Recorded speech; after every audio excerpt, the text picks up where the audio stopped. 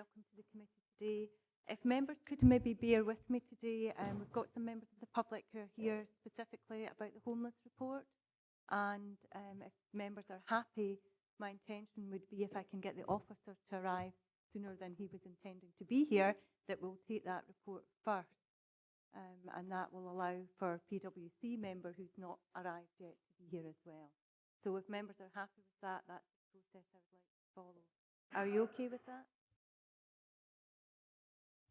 Members in particular.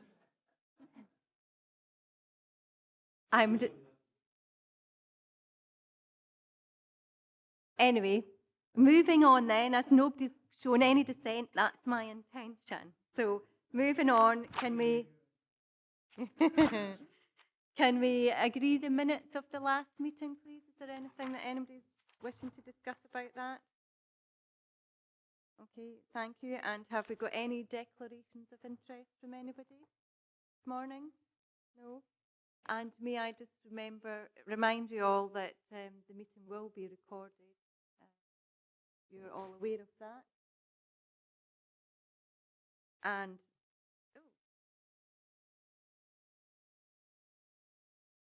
just bear with me a second. Just in case you're all worried, the cameras aren't working properly, so instead of seeing pictures of yourself today, you're only going to see the three people at the top table. So aren't you all lucky?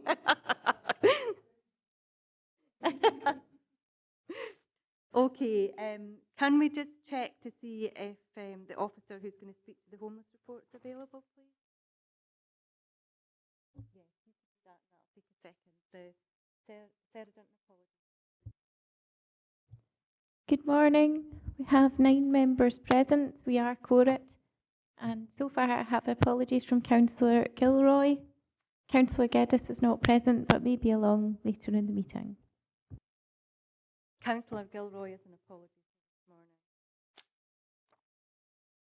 Okay, members.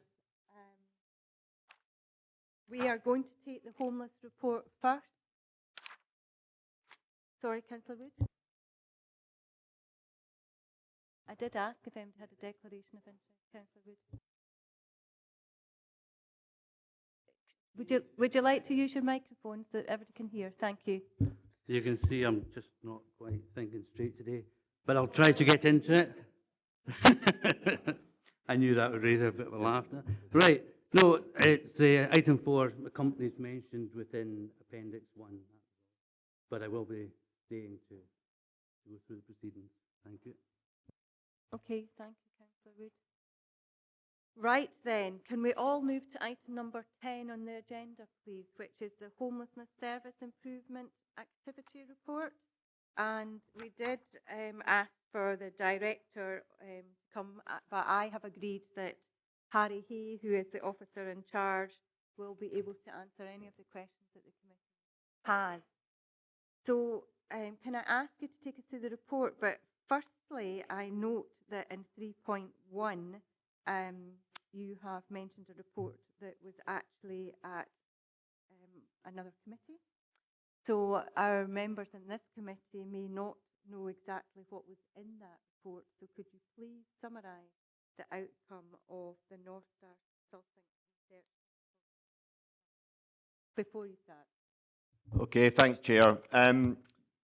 The North Star report was it's attached as background papers to this report, and what we felt was beneficial in terms of where we were in our improvement journey with the homelessness service was that it would benefit from an element of independent review. So North Star, who are held up nationally as being an expert, if you like, in the field of homelessness and housing options, came in and undertook a self-assessment exercise in conjunction with our team. So I'll give a little bit of an overview, and that will help set the context in terms of exactly how that information was used, Chair, if that's okay. Yeah.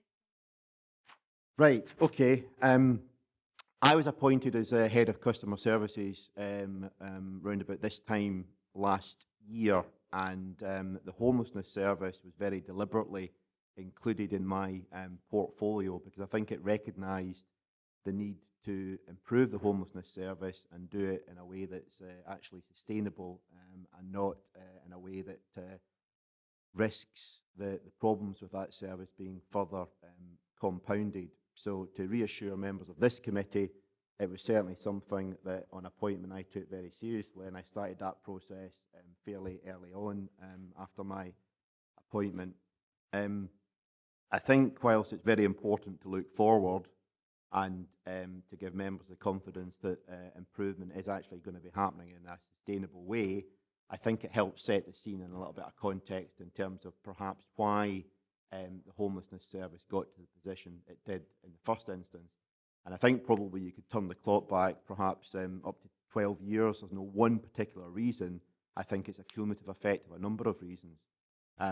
For example, we are a stock transfer local authority, so the actual properties that we very much depend on aren't in direct control of the local authority. What we've reinforced very much is that RSLs have got as much responsibility for us to fulfil our statutory responsibilities as what we do. The service perhaps was a bit disaggregated in terms of the number of different departments it had been in over the years, and it certainly lacked consistency that one approach could very often be taken in Annandale and Eskdale, which was different to the approach that was taken in Wigtonshire or Stewartry or Nithsdale. So there was certainly the need to harmonise policies, practice and procedures, etc. It's fair to say that a number of staff were disengaged, and I'm of a firm view that unless you've got a very motivated, empowered, involved workforce, you ain't going to be able to drive improvement forward to the extent that that was needed. So I appreciate fully that there was a need to improve the service, but I also recognise that until we had the structural arrangements in place and the capacity and the resources allocated to do it, any improvement that we tried to put in place simply wouldn't be sustainable. It would fizzle out over a short period of time. So my focus was to get the structural arrangements in place to be able to ensure that improvement was sustainable and did happen for the long term. So perhaps what hadn't happened in the past is the homelessness service sitting within customer services, and the name says it all in my mind, that we started to develop the service round about the customer, which in this instance was those individuals or families that are facing homelessness. So we started to design structures and the way service was going to be delivered round about that particular vulnerable group. And I recognised that we needed the right structure in place that would focus on driving that. So my 3 direct reports, very much their portfolios, also looked at the homelessness service. Lorna Campbell's here today, who's Financial Wellbeing and Revenues Manager. Lorna has got homelessness in her direct portfolio. Lorna was appointed on 1st of July this year, and I think it's fair to say has spent roughly 90% of her time since then dealing with the homelessness service and related issues. Lorna's going to talk in a couple of minutes, if that's okay, Chair, about the actual improvement activity I'm trying to set the scene here. So I focus very much on trying to get the resources in the right place, get staff more engaged. There's an awful lot of good stuff happening out there. I don't think that should be lost. But what we had to try and do is capture it and replicate it across the region rather than it just being done in isolated pockets. So I think from a timing point of view, very much appreciate that this committee considered the land and the risk at its May 2016 meeting. Just simply due to timing, 3 days later, our Service Committee, Communities Committee was actually considering the improvement plan, and that improvement plan was very much based on the recommendations that had come out of the North West Star report, and I'm glad to say that Communities Committee approved the improvement plan. We've been working on that since, and we're going back to Communities Committee next month with an update on that and how progress is made. We've also engaged fairly intensively with the Scottish Housing Regulator, and whilst they are very much interested and focused on specific bits of information for them to make a position on where we are. There's wider work that we've done that whilst the regulator are interested in, it's not exactly what they base their position statement on. So we've met most recently with the Scottish Housing Regulator last week, and I think that the feedback we've had has been positive. They're encouraged with the direction of travel, but it's also recognised that the next suite of performance information they'll be looking at later on this calendar year is based on 2015-16 figures, so from the ARC detail. So that goes back to 1st of April 2015, which is before this improvement journey started. So it's just to give members that information that when the next strategic risk assessment comes out, there's a time lag there that quite clearly the information that the Scottish Housing Regulator looked at is based on historical information. So I'm confident that the improvement journey is now very much on track. I'm confident that we've grasped what it is that needs to be sorted. It could perhaps be described as a large ship that needs to be turned round, which ain't going to happen overnight. And I think as long as you can do it sustainably, systematically, the homelessness clients are at the heart of it, our staff are involved. I think as time moves on, we will get to a position where it's very visibly improved where we were past. I'm happy to take any questions at this point, Chair, or equally, Lorna was intending to give a little bit more detail about the specific improvement activity that has happened and is going to happen moving forward. Thank you. Just before I open it up to members, I understand that obviously this falls under the Community Committee, but you're here today because this committee felt that poor report that had come forward about homelessness was a risk to the council, and therefore that is the reason why we fully understand and appreciate that this is actually a report that would go to the Service Committee, and it's for the Service Committee to deal with and scrutinise the improvement plan moving forward. I just want to ask though, can you remind the committee the number of actions that were brought out of the report? Thanks, Chair. We've read about 65 specific recommendations, which the way we have interpreted them is, even those 65, we've broken it down into more manageable sections. So there's probably more than 65 bits of improvement activity that we are going forward on.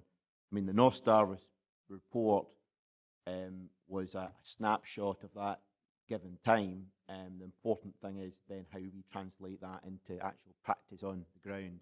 And some of the actions are easier to do than others, and we've tried to work through a logical, sustainable way in order to do them in. Which ultimately, you know, end of the day, it's fine having a homelessness strategy, but somebody that presents themselves homeless tonight is probably more interested that they're going to get a quality roof over their head when they need it, not that we've got a strategy in place. Both are important, but there's an order to do it in. Thank you for that. I think that's extremely important, and that is the reason why you're here, because I was concerned about what was happening and families were actually. And Lorna, do you wish to add anything, or do you want to take some questions to add something? Thanks, Chair. Yes, probably just a quick addition to that. Probably just pick up what Harry said of the recommendations and following guidance from the Scottish Housing Regulator. We have focused the improvements that we're making on the customer and on the customer journey. So the ones that we've taken forward very quickly as our high priority ones have been processes that customers can see immediate improvements in. So our first focus has been about the initial application process to make sure that we are taking applications, that we're taking them at the appropriate time, and looking at our assessments and how quickly we're getting decisions out to customers. So that's very much been our high priority, to make sure that customers on the ground actually see improvement. Firstly, obviously, as Harry said, it's quite a significant task. That's where we want to focus it just now, and the rest of it will follow on from when we start. Thank you. Members, any questions? Councillor Dryburgh? Thanks, Chair. I'm just looking at all the partners that are involved in this, your RSL, Housing Regulator, one that isn't mentioned, DWP themselves. Somebody becomes homeless and may improve their benefits or potential for benefits. The situation there is that DWP are not well known for quick turnaround and making sure that benefits are available. Are we in a position to help those customers making sure that they can get the outcome that they want? The homeless team are represented. We have an internal universal credit steering group, which directly feeds into DWP and our local DWP contact. So while I wouldn't pretend the actual journey for customers on universal credit is in any way easy at the moment, homeless are at the table and representing what the experiences that we have, and we do have escalation routes within DWP to escalate cases that do cause us particular concern. So, as I said, I wouldn't say that it always results well, but we have got a place at that table and are looking for it. Councillor Scobie? Sure, I get a sense of deja vu here. And Harry and I go back years in terms of the changes that were needed. So it's a bumpy journey, I would say, you're on to bring about these changes, and no an easy task. Because I hear you saying harmonising policies and practices through the four what were previous districts that at one time would have all would have had houses, and your objective being the structural arrangement. I would say, while that is important, it's more the ethos, and the ethos changing to not homelessness or homeless, but housing options. Because the whole definition is changing in terms of who is homeless, and before it was there was an easy form, not an easy form, but a form to fill up, and you could identify easily who was homeless. But it's more difficult, and I say that in terms of once you're defined or it's established you're homeless, then what properties are going to be available for you, and Lorna and I had the communication, in moving that homeless person on to suitable accommodation. We no longer have houses, and yet there's not the stock available at suitable sizes to move families on. That's one issue in terms of that it doesn't stop, and I'm sure you're well aware, and maybe more acutely aware of the services, and it's how are we dealing with it in terms of the time that service users are then ending up in homeless because they're not being able to move on because there is either not the stock available, they're in the wrong category, or their options aren't being used, and how do we how do we deal with that problem? And in terms of the structural one, are we I hate to say it, but is there still square pegs and round holes where the whole changes are taking place, how we deal with people who are vulnerable?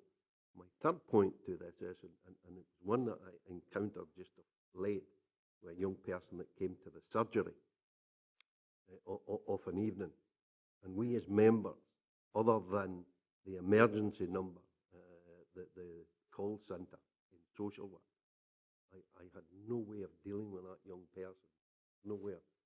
Is that being looked at in terms of, and indeed I think I emailed yourself, Harry, that evening, because the person was there, not a roof over his head, and I felt vulnerable because I didn't know how to deal with it.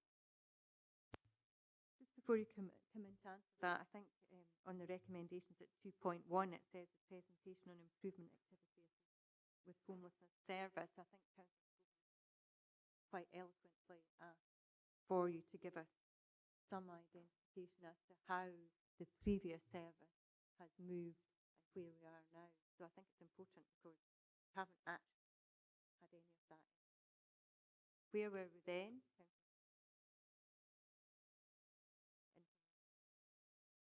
And where would that be? Okay, Chair, just I'll maybe deal with the Councillor Scobie's first and third third question. The third question is yes. We need to ensure that if somebody finds themselves in a situation where they're faced with homelessness, it's a seamless service in terms of it's very easy for them to make the right contact with the right council officer, and that they're clear what they're entitled to. We're proactive in terms of delivering that, and I think that's for me is the main thing. If somebody finds in that situation, I mean, I dealt with just to give a bit of an anecdote, I dealt with a practical example. I happened to be based in Sun Street in Stranraer one day, and it was very useful for me to experience, I guess, a customer journey or lack of journey, if you like. The individual, it was out of hours, they had a mobile phone, they were advised to contact the hours number. If you've got a mobile phone without a battery, it's somewhat difficult to do. If you've not got a roof over your head to plug the charger in to charge the phone. So these are the things that we've started to build that tighter picture up with and find really, really good routes to be able to resolve them. So the answer to that is yes, that is getting sorted. First one, in terms of, I guess, what Councillor Scobie was referring to was this sort of revolving door issue, that what we are trying to do is, A, get our own house in order, so then when we go and speak to NHS, when we go and speak to RSLs, which we've started to do pretty regularly over the last 3 months, we are very clear what our position is, and RSLs are very aware of what their responsibilities are. And I think there's been a lot of good progress made, particularly with Lorburn and DGHP over the last couple of months, that we've got a clearer understanding about how each should get involved at the various parts of the process. We've now established a team made up of our staff and DGHP Lorburn staff that are tasked to practically turn this into practice on the ground that we can then monitor and make sure it's actually happening. Likewise with NHS, prison service, etc., where there's a need to either create or reinforce protocols that if somebody's about to be discharged from hospital and perhaps they've got other issues going on in their life, that needs to be fully taken on board rather than setting them up to fail from day one. So that type of work is happening as well. But as I say, it would have been all too easy for me, an appointment, to go to RSLs, NHS, prison service and say, this is what needs to be sorted. They'd have been quite rightly very quick to say, well, there's maybe sometimes issues with the way my team have referred homeless clients in the past. So we need to try and get it back to basics. I guess Lorna, if members are happy, will maybe give a bit more detail about, I suppose, the process and the practical elements of it, if that's right, an answer to Councillor Scobie's second question. Well, just before you do that, my point would be, so if on Friday, and somebody presents themselves homeless, and needs assistance, what is the process now? I'm not aware. Could you advise if there is a change? Is there a new number? Something that Councillor Scobie could do other than phone the council helpline? The out-of-hours service, Harry said, it is an area we haven't actually changed the process. What we're doing is looking at the out-of-hours. What we've done regarding initial contact, where it's office hours is Monday to Friday, where a customer does present themselves, what we've done is tightened up on the way we process that application. So where someone is what we call roofless, homeless that night, or going to be homeless within 2 months, we make sure that we're either seen that day, whether it's homeless tonight or within 2 days. Now that process has always been there. However, the problem has been it's not been monitored or enforced enough. Now what we've now got is that monitoring and enforcement over the top of it, and new procedures written for staff to make sure that they actually adhere to these. We are working on the communication side as well to ensure that that's publicised so that members of the public know what to expect, and as well as elected members know that that's the service. The out-of-hours experience that Councillor Scobie referred to there, we have yet to do that. That's a partnership arrangement we currently have with social work, that out-of-hour number. So we are looking at that process, at how that contact, that work actually occurs. So once that is developed and actually improved, that one, again, it'll be part of the communication, will come out to members and public.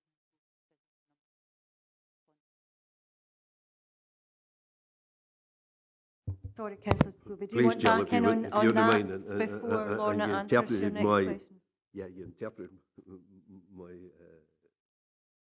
cases well in terms of what we're looking for. In terms of the out of hours, then we don't see the process changing. It may be, in terms of what work is being done on it, because again, all we've got is the one on social work, that the call centre.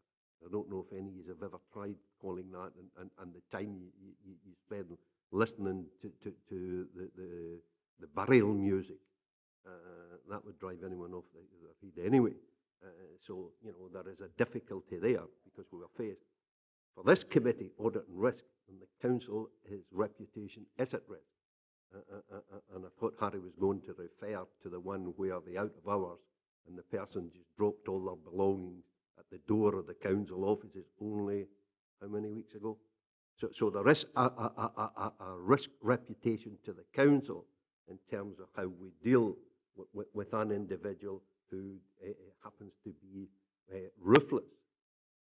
By that, there was nowhere for the individual to go and for the person to be considered, and they did drop all their properties at the door of the council. The other illustration I gave was the one where I had nowhere to phone other than the emergency number, and even then you wait hours, literally, for a reply. The other one that Lorna referred to, I think it was Lorna anyway, Harry, in terms of the NHS, the progress being made there, because that falls into homelessness as well, housing as an issue, and that's on discharge from hospital.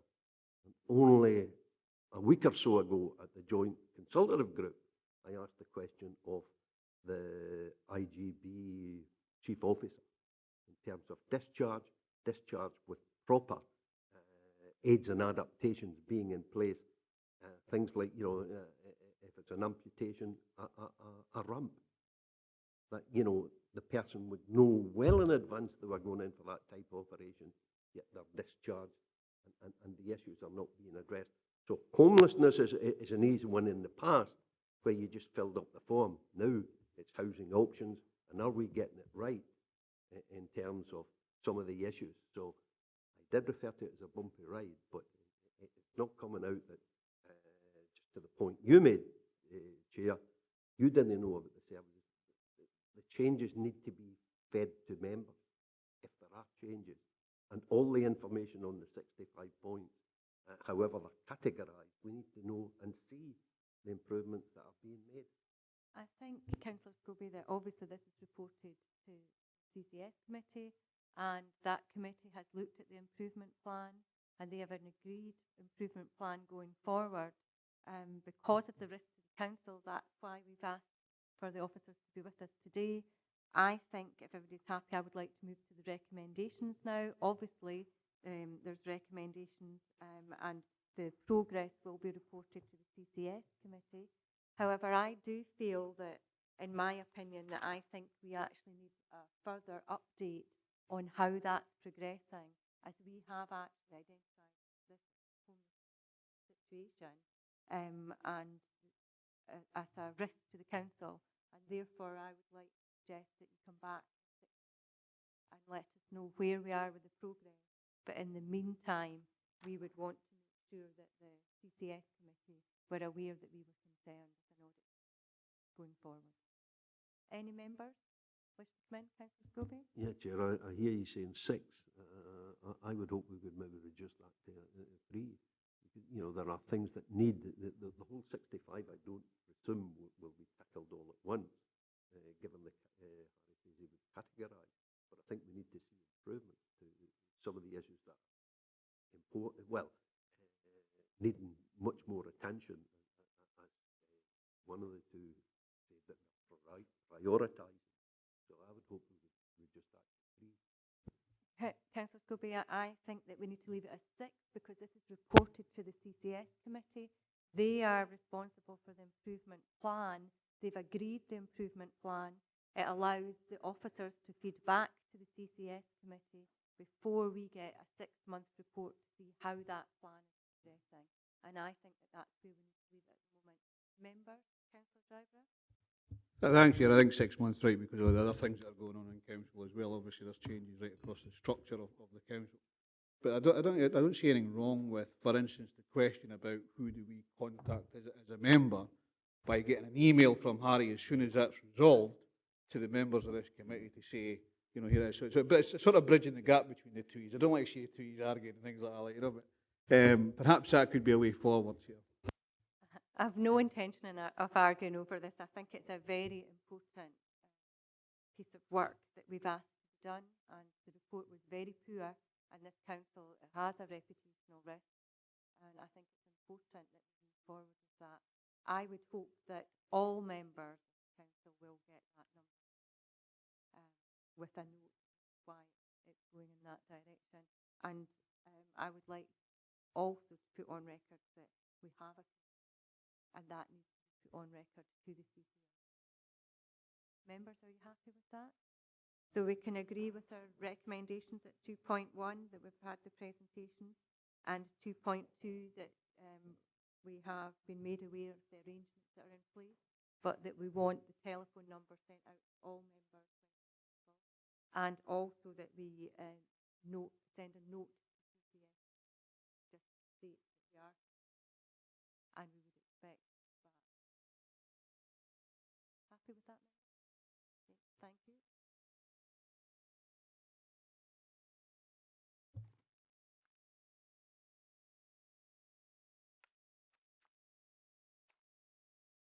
Okay, now members, if we could maybe move back to item number 4 and continue to follow the process of the agenda for today.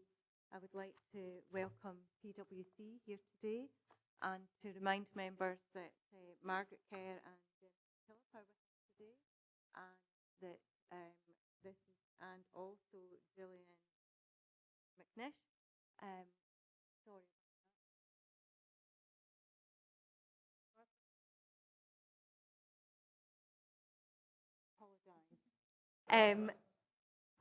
Anyway, members, I think it's important to remind ourselves that PwC, this is the last time that PwC is in front of us, have done a 5-year stint with this committee and Dumfries and Galloway Council, and I would just like to thank them for their input with that, and obviously wish them well for the future.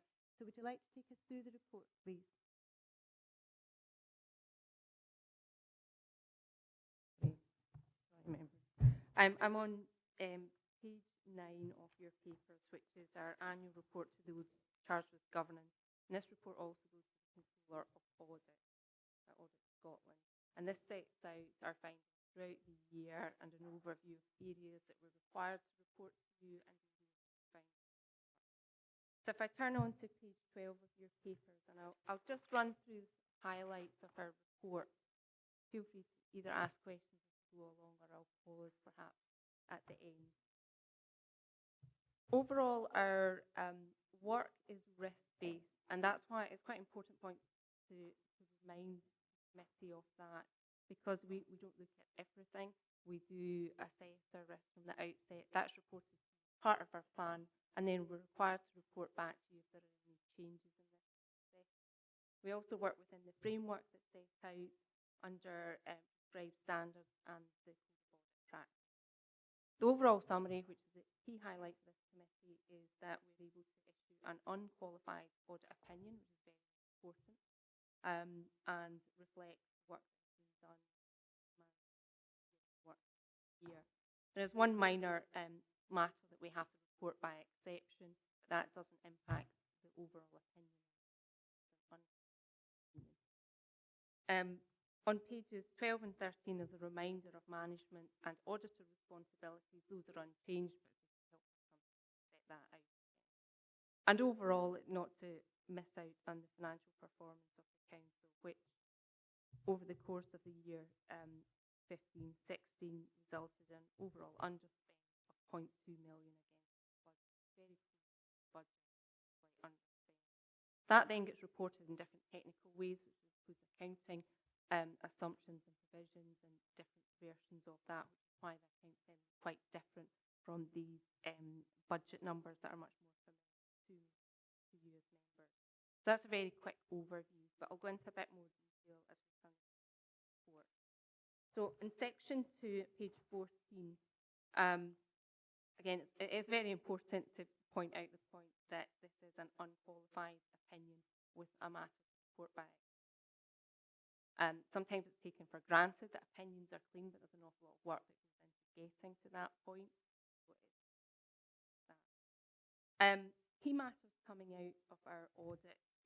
We are required to report back to areas where we have changed our risk assessment. So in the tables from page 15 on, I'll quickly go through the risks that we identified. We work on the basis that items that are material and that are reported in the financial statement have a normal level of risk. So we do work on all material areas, but then we do additional work on areas that are either elevated or risk, and with those areas that we draw from risk. That does not mean it's only areas that there are with the financial statement. Management override of controls is a risk that we apply to all audits that we undertake, because we have to make the assumption that there is risk and that controls that are put in place by management. Therefore, we do specific testing to look at that, and there are no matters that I need to report back on that. Likewise, in respect of fraud in either revenue or expenditure recognition, we do a lot of work in this area, a lot of testing. Again, there are no Turning on to the next page, the risk of error in land and property valuation. And this is an area where we did find both control weaknesses, deficiencies we brought out in the appendices 1 and 2, and also an adjustment that was required. The recommendations in terms of control deficiencies, the first one was around asset combinations and how you manage your fixed asset register. That was the area that resulted in adjustment, has been adjusted in the financial statements. But it's important to flag that this is a presentational issue only. It was a manual workaround around a fixed asset register system, which is probably limited in terms of its functionality, and putting a workaround in place, which is quite reasonable. However, it had the effect of putting general ledger entries between different lines. Presentational, it doesn't affect all aspects of the council, but from our perspective, it's the line item. So that has been brought out. The other area is around how impairments are considered and the rigour around the impairment review process. This is quite a common area for organisations with big assets, property assets, and various locations as councils do, and it's something that are working on improving on. If I move on then to financial sustainability risk, this has been no surprise to me. This is an area that reflects many of our audits, particularly at the moment, both in public and private sector. While we can't reduce that risk through financial reporting, that risk back, it's an area that we look at ongoing. Yes, I've got a question on this as well, Councillor Scobie, but you go first. Might be the same one, who knows? I think it might be, Chair, having spoken to Finlay. And it's sorry. I have asked the question at Policy and Resources and got a reply from Paul, and it's in regards to the Council has determined that in the 2016-17 and beyond, we'll present a number of challenges largely due to the reduction in local government settlement. Goes without saying, I would say. Whilst sections of serious actions have been taken in place to achieve savings, there remains a risk that there will be insufficient to achieve financial balances. I believe I were in 16-17 in that respect, and I did ask the question in terms of the expansive packages that are trying to be reduced. We are halfway into this year of 2016-17, and we have not achieved anything near. It's almost just coming up to the half, but nowhere near the target. And similar to support for learning, where there has been no savings identified, and I think there's been a concession given up to December, and I believe that we're fast reaching a point where we will perhaps not deliver our statutory obligation in both those fields. On the savings that is hoped to be achieved in 2016-17, the real risk for me and for this committee is if we get challenged in the courts on a judicial review, that we are failing in our statutory duty.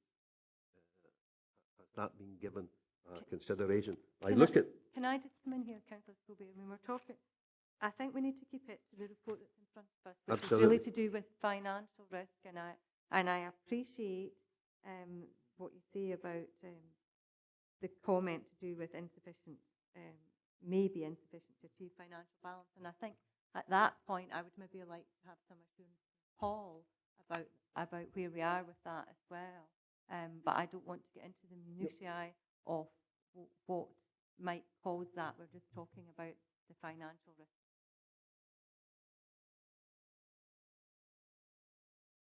Yes, in terms specifically on the financial risk and particularly the delivery of savings for the current financial year. As we've reported to Policy and Resources, we actually agreed 21 million to balance the budget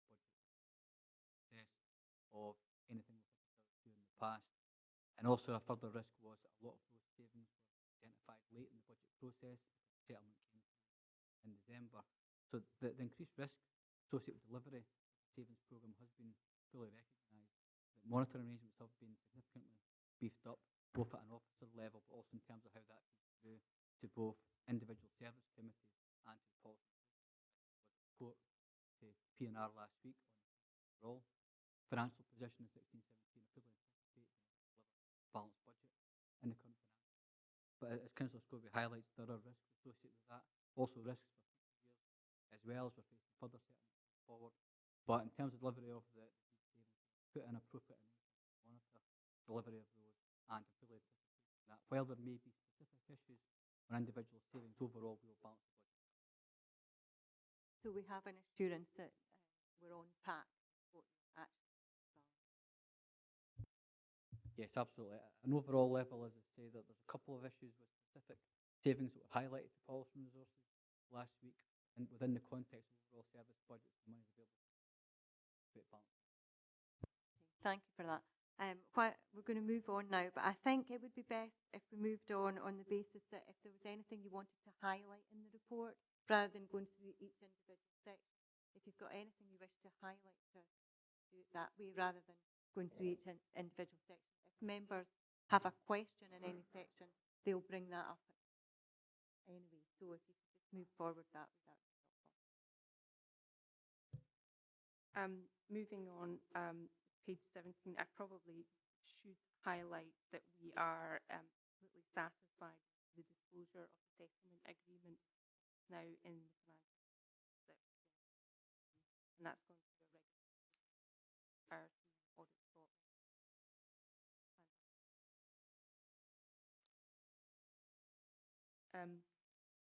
Moving on through pages 18 and 19, that takes into a bit more detail some of those risks and how we've addressed those.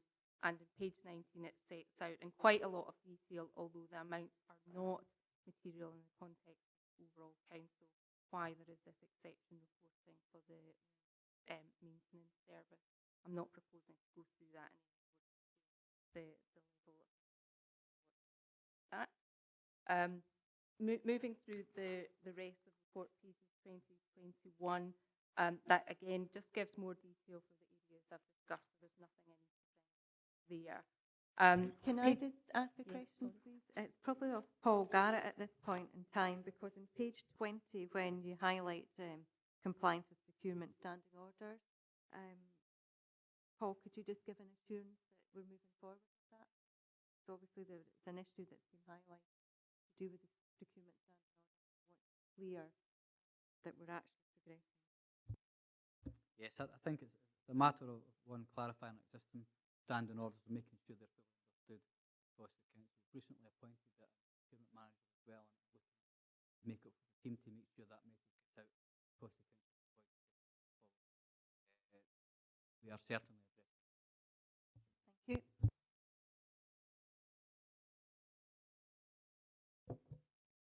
If I move on to page 23 of your papers, just draws to your attention the charitable funds audit. Probably the main thing there is that the council has made progress in reducing the number of funds from 4 to 2, which is in line with the objectives that have been set, and that is good progress in what we're looking at across Scotland. That concludes probably the technical aspects of our audit. The sections beyond this in our report are areas where we're required to report to the controller audit an update in terms of performance of the council. This is to inform and is used to compare councils across the country, is not intended to replace the financial reporting that members receive from management. So I'm not proposing to go through this in detail because you will have received this information in other forms, but just as highlights, we've set out the movements in the reserve general fund balance, but the table on page 27 is probably helpful to spot that Dumfries and Galloway Council is in a very middle ground in terms of reserves level compared to other councils. Well, that doesn't necessarily give you comfort, often it's for members that fit compared to others in Scotland. Moving on to the next page, 28, does set out some of the movements in your reserves, and those are to the corporate change funds mentioned earlier. The progress that's been made, savings going forward. Quite a lot of detail in these tables, but again, I'll talk to them. Moving on to page 28, drawn out where some of the, page 29, the efficiency savings going forward, and those are efficiency savings achieved within the 15-16 year. Then we move on to page 30, where the risk is in the savings that are expected to be achieved in 2016-17. As Paul has just said earlier, that is a much greater target than expected. That's 1 million. Without a doubt, there are risks attached to that. The progress in terms of monitoring everything, and that will be continued to be assessed. You do have a 3-year budget in place, but at the moment the local government settlement doesn't go beyond 6 to 7. If I move on to section 5, we're required to look at best value and performance. There is a report later separately on best value, up separately. Some of the areas that we previously have reported around statutory performance indicators we're no longer required to formally report on this year because of changes coming in, but we do review those no matter what by it. We also draw out on page 32 the exit packages which have been put in place. That's something specifically we're asked to report on, and testing around that. Important to highlight that the arrangements in place were in accordance with the council's policies and which is an aspect. Yeah. Going forward, we also draw out some of the workforce planning work that's done and how you've responded to national reports from Audit Scotland, and also touch on the Community Empowerment Act that at the moment. And finally, on page 34, health and social care integration, we're just starting to see the effects of that current year, and has minimal impact on financial as are not material and solidarity. Moving on to section 4, there are no significant control or internal control deficiencies to draw to attention. While we have reported recommendations, we don't deem them to impact our. Section 5, fraud. Really, this is a reminder for you around responsibilities for both sides. There is only one point to flag that the council was given some guidance and some requests to put more resource into the NFI programme. We can see that has been addressed, but it's going to take time for that impact to come through. So hopefully that will happen over the next month. I also want to formally confirm that we are independent through the council. We use a regular process for all team members to make sure that there are no conflicts, but I do confirm that in person. And that takes me through to the appendices where there's details, so I'll probably pause there for any. Members, Councillor Driver? Thanks, Chair. There's maybe one for Paul, looking at the Appendix 1 and the action plan, Paul, and the actual target dates. I mean, there's 3 new ones and 3 revised target dates. I'm just looking at the resources that you have in putting these actions into place. Do you have sufficient resources to do that, and are you confident that you'll actually reach these targets plus the revised targets? Yeah, I mean, the short answer to that is yes. To be fair, I mean, a lot of them are, just to mention in terms of procurement, when it's about looking at a process and making sure they're in place. There's not a huge amount of work associated with that. We'd probably have put earlier deadline dates on them generally, and we'll probably be doing the work, starting to do it already. Really, the dates are March, April next year, because it's to be in place. Any other member? Yeah, Chair, and I'll return to the risks attached and maybe address yourself and our lawyers that are sitting there just now when we come to the recommendations. But it's on page 32, and I know there's a further report on best value in terms of the Sederunt slipway. Perhaps I'll leave that until we come to the wider report. But it's in terms of section 5 and best value and performances and the risks associated there on page 31. There is reference made to in the report under the item that we're still to consider, but it's to the HM Green Book and the 5 learning points, and we will discuss those, I hope, in that item. But not knowing what is in the Green Book, are you, as an auditor, satisfied that indeed the Green Book is being followed in terms of reporting to members at the appropriate time, and that we are getting the fullest information that we should under the terms of the HM Green Book? Councillor Scobie, do you not want to leave that question until you get to the report and that you're discussing? I think if you just could deal with anything on this report, that would be helpful. Members, anything else? No? Do you wish to add anything else to your report? Are you satisfied? No, I'm satisfied. That concludes all of our work. Okay. Can we now move to the recommendations on page 7 then, please? Councillor Scobie? Okay, can I ask you the question, and perhaps our lawyers? And it's associated with the risks, and it's on page 30, where the council has responded to the need for increased savings. And acknowledged that there is highlighted risk around the level of savings plans, and it's to those risks in terms of what risks do we run as a council, a corporate council, but also as members individually, when we are bringing to the attention of the committees, both the audit and risk and the service committees, that we feel that the targets set may be running the risk of courses of action by the service users that could put us all at risk, both as the corporate council and as individuals, when the council is being made aware that these targets set may run the risk of not being able to deliver our statutory responsibility.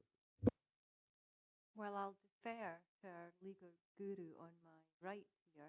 However, I think we have heard from our head of financial. He's advised us that things are on track. I understand what you're saying, and therefore I will allow Rona to give us our legal. Yes? If we are, as you said, and rightly said, we have heard from our Section 95 officer, does that mean because the statement has been made then all liability has been put on that person's head? I didn't say that, Councillor Scobie. We are a strategic committee. Paul is an operational person. He has given us his answer to the operational question. Rona, could you answer from a legal point of view, please? Thank you. I think the assurance I would give to this committee is that over the last few years, the budget saving template process that's been developed by finance has become ever more detailed, and I think the assessment of the impact have become more robust. And certainly in the last couple of years, I have insisted, and Paul's been, as a Section 95 officer, been more than happy to take part in this process, that when we have savings templates, they are assessed for the legal implications as well. And we are aware that, yes, if you go too far, there is a risk of judicial review about not delivering services to people and not delivering in a way that meets their needs. So I think as savings become harder to find, we'll have to make sure that those processes are very robust, and members then take that assurance that those things have been looked at. We'll never rule out that somebody might challenge us, but I think we've got to make sure that we do our job properly in the budget process. Thank you. Councillor? Thank you, Chair. It's on page 37 where we're looking at section 5 of fraud. And at the bottom there we have the council has in place a number of arrangements in order to maintain standards of conduct, prevent and detect fraud and corruption. These include the following 4 bullet points. Can I ask what system was used to actually challenge those 4 bullet points to ensure that they are robust and that they will deliver a guaranteed reassurance that there is no fraud or corruption taking place within the council? I think one thing I would caution, I wouldn't agree with any organisation fraud, because by the nature of it, it evolves fraud. What we're looking for are reasonable steps and reasonable resources, and also learning from examples in other for that and shared information. That is part of our planning process, testing different types of transactions, authorisation, routes of transactions, and then we look at your. But I would caution you with the language around guaranteeing. There are no guarantees with very. Okay, can we go to the recommendations, please? So 2.1, 2.2 note, 2.3 approve, and 2.4 to note. Okay, thank you very much, and I must thank you once again for going through the report. Tell us what to do. Sorry, I should have made one final point and actually thank and everyone. We have enjoyed our time working with you and our five strong tenants. So on behalf of all, thank you. Okay, members, now can we move on to item number 5, please? The pension fund. Are you going to take us? Yep, thank you. So this is our report specifically on the council pension fund. I think typically we get fewer questions in this area, so I will canter through this. A number of the areas are similar in terms of formal communications to that I've just gone through in terms of the overall financial statement. So all of those points still apply in terms of independence and responsibility. So you can take that as read, I won't repeat. However, key point again here is you do have an unqualified audit opinion on the pension fund, and that's highlighted on page 174 of your papers. Section 2 of this report, in a similar format, goes through the risk areas. There are fewer risks in respect of accounts. Despite the scale of them, they are less varied in their nature. We then go on to talk about accounting matters. There was one adjustment made, which was a classification point that we've raised on page That has been adjusted, so that doesn't impact our opinion as part of the normal audit. There are no unadjusted matters. We then draw out some of the judgment areas, and with a pension scheme, often that is around the assumptions, and we do a lot of work with our technical team to assess where your funds that. There is never a right and wrong answer with these assumptions, so we look at our and we've set those out in the staff.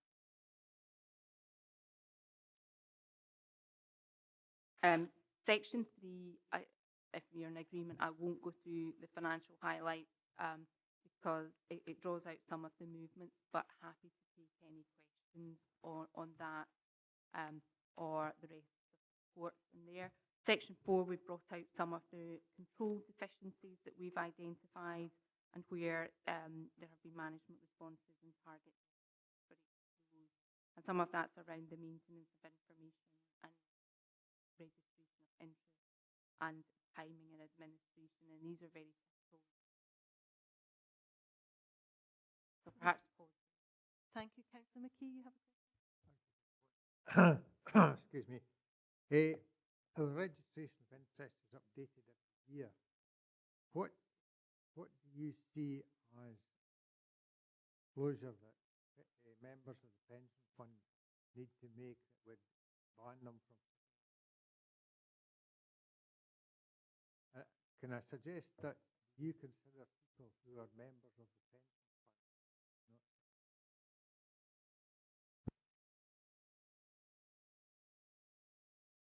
fund? I'm not sure if that's I think the key thing there is, can you influence and what influence you can have, and that's the part that where you may have a specialist understanding of value that background. There has to be some clarity and disclosure, and to me that's the point, and honesty around that maybe in the disclosure and early clarity, and then being aware of the fact. There's never a black and white answer.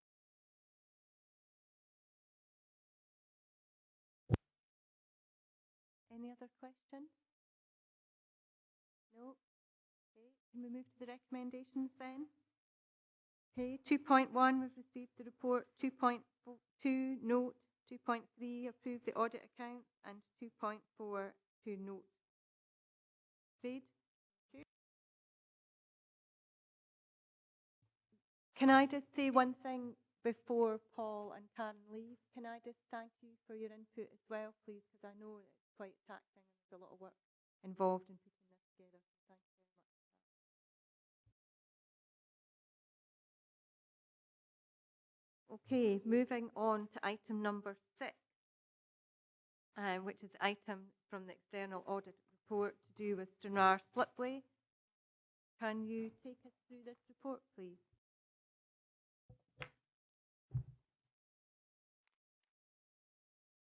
So I'll start on page 289 of your papers. This report was commissioned at the request of Audit Scotland following concerns raised by members of the council in respect of the arrangements in place for the commissioning process around the slipway itself. So I set out in the executive summary the key findings of that, which we'll come back to at the end, but those are around stakeholder management, that's around the communication process and plans in place for how those are carried out. The capital planning and project management arrangements around whatever size of capital projects are being undertaken. Clarity around outcomes and what that means, whether it's technical or outcomes-based indicators.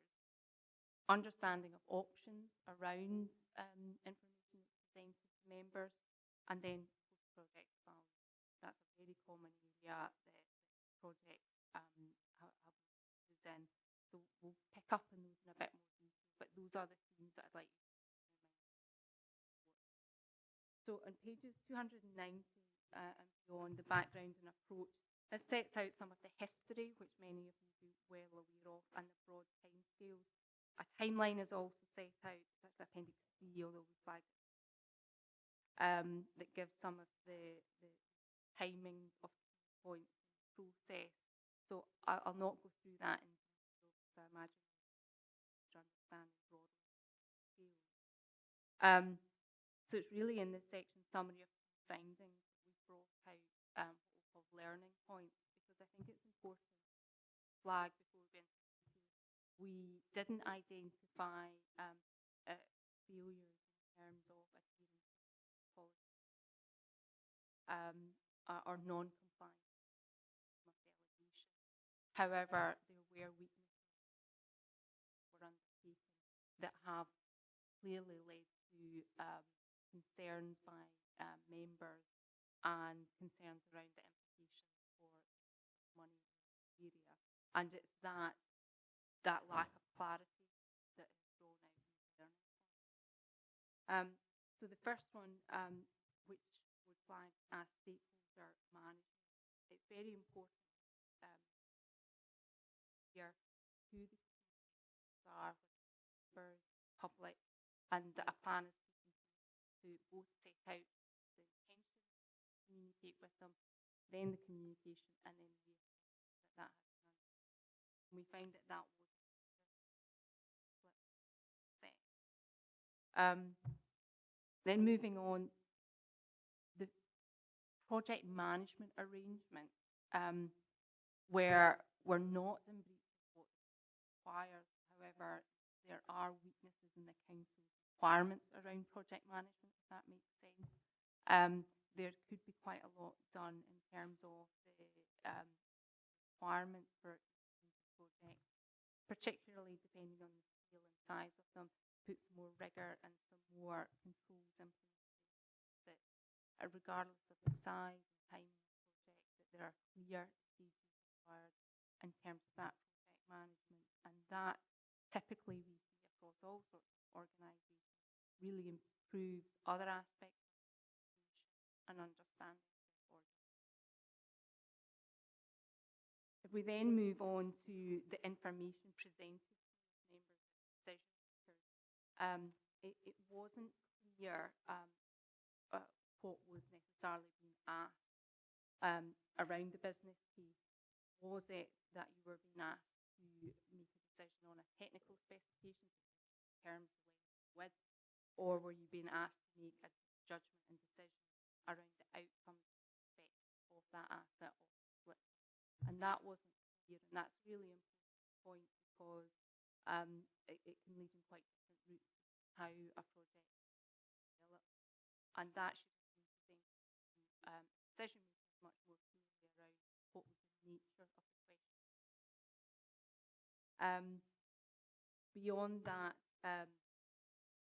once options are presented to you, it should also be clear whether they are all technical or if some have much more significant challenges than others. Options appraisals for some had clear caveats around the technicability of some of the options in the detailed report. That was perhaps not obvious at committee level as to what some of the technical ability.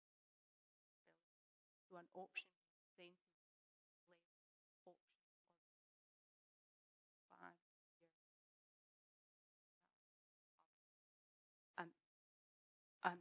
Councillor Scobie mentioned earlier, I'm on page 295 around HM Treasury's Dean book. Actually sets out 6 stages, 6 being feedback. We focused on 5 there, and what we've tried to recognize are how this project fared against 5 areas. So that hopefully helps you out each of the elements of it. And it brings me on to the final learning, 6, which is around the completion phase of it, around the evaluation, where we are now in terms of what is the performance post completion? Is it performing as expected? And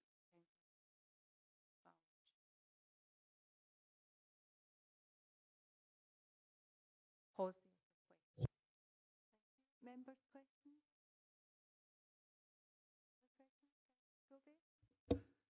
Chair. Don't see this, you know, I've asked Margaret that I meet with her separate of this. Agreed. But, you know, it's a pretty clear indictment to me that there is, the procedures have not been as robust as they should have been in terms of going through the whole process and indeed what was reported to members. But could I ask that the auditors, what was the evidence that you did consider that would confirm the building blocks were in place? Not to see whether there was a failure, but to see whether we have had value for money as a council. What were your considerations?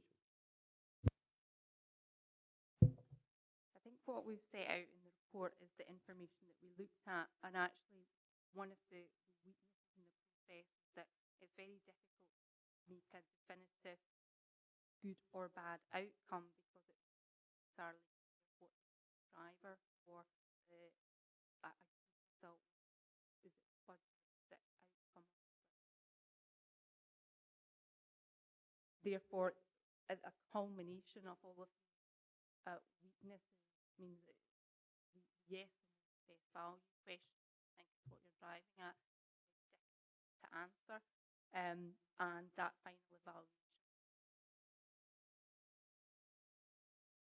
Councillor Scobie, would you wish to come back on that? I'm more interested in the learning points, you know, the points that have been, the actions that have been pointed out to us that we could have done better and where we are now, because obviously we are where we are now, whether we like it or not. And I understand that they said that auditors have said that things have been progressed in a smoother manner.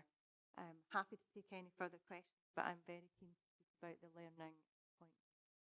Absolutely, and likewise, I'm very keen to speak on the learning points. But if we look at page 293, and I think it's been referred to as it wasn't clear at the point where we reviewed the council's financial regulations to not identify any worse that the project was in breach of these.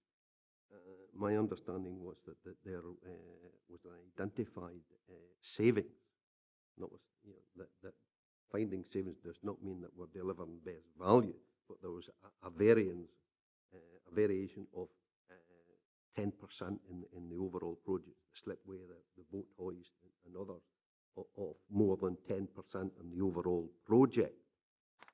And if we look at page 295, at the bottom bullet point, that the slipway would provide, other than to provide a 24-hour access to the lock, that seems to be the only measurement in the whole of the report. And I say that in that the dimensions were changed. There was a variance of 10% downward. And whether indeed, given the 24-hour only measurement, where the slipway can only be used at the very most 6 hours out of any 24-hour day, that was a measurement that could have been considered against the 10%, and whether that was given any consideration. Councillor Scobie, I do realise on page 294, they do, external auditors have mentioned insufficient technical assessment to determine project feasibility. So I do understand about the technical side of things. I'm trying to keep on the report, Councillor Scobie, and not going back into the past. We have a report that's been done. The committee made a decision at that time, not this audit committee, but another committee made a decision. We're moving forward with where we are, and I really want to look at the learning point. If the external auditors wish to answer your last question, that would be particularly good, and especially on page 295, the question that was specifically asked to do with the evaluation. And then if we could move forward, please, on to the learning point. I think that's the most important part here. We all understand that we have had an external report that's come back and has advised that we should have possibly put in place some additional measures. I don't think it's possibly, we should have put in place some additional measures, and we need to look at the learning point and how we're going to progress moving forward. Would you like to answer Councillor Scobie's point on the evaluation on page 295. I think that point gets brought out in learning point 5, where I understand that the council has committed to providing an evaluation at event, which I have to say I don't know if that or what stage it is at, so it's not something I've seen. Okay, thank you. Can we move on to the learning point, Councillor Scobie? Because obviously that is one of the learning points.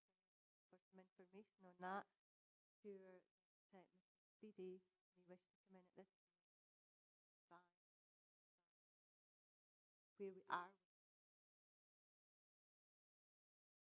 Thank you, Chair. I'll address that. Thank you. As far as that evaluation is concerned, prepare that. Not completed. Very important that we take some time to measure benefits of the project and taking given under concept. That Can I just ask a specific question on that? It's actually of the external auditor. I mean, obviously you've mentioned about the evaluation. Councillor Scobie's brought it up to ask where we are in that process. Mr. Speedy said that will be something done in the future. When would you anticipate or expect to see that evaluation report back? You know, we can't allow it to go on indefinitely. And obviously, the Sederunt waterfront project is a large project that's ongoing, whereas this actual action of work has been undertaken. So I would want to know when you would anticipate that being evaluated. As far as I understand, there are no reasons that would prevent that evaluation now. Work completed. I don't understand any practical aspects that cause a delay in that. So really, as soon as possible, to gather as much gather as much information practically as possible. So, Mr. Speedy, on the back of Councillor Scobie's question and answer to the auditors, we wouldn't look, I don't think this committee would be looking to extending that evaluation process definitely, and therefore we are looking for an immediate evaluation rather than time.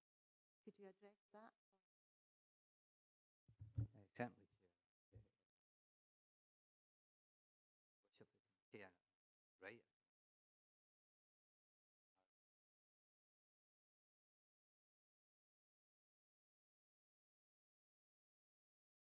Can I have a time?